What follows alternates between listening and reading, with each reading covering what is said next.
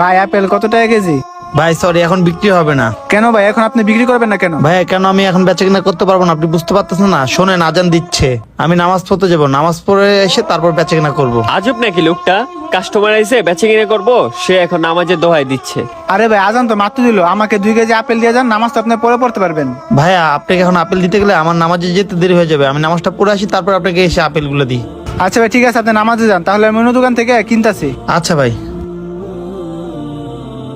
ও ভাই, কোথায় যাচ্ছেন? এদিকে আসেন। জি ভাই, কিছু বলবেন? কি নিতে আসছিলেন ভাই? হ্যাঁ ভাই, আপেল নিতে আসছিলাম। আরে ভাই, রমজান মাস, তরমুজ নিয়ে যান। না ভাই, আপেল নিতে আসছিলাম, বাসা সবাই আপেল পছন্দ করে। দেখেন ভাই, তরমুজ নিয়ে যান, ওই দোকানের আপেল গুলো ভালো না, বুঝতে পারছেন আপনি? আরে ভাই, মহিলারা তো বোঝে না কি খাইলে শরীর ভালো থাকে। রমজান মাসে যত তরমুজ খাইবেন তত শরীর ভালো থাকবে, তরমুজের ভিতরে অনেক পুষ্টি আছে। কিন্তু ভাই আরে ভাই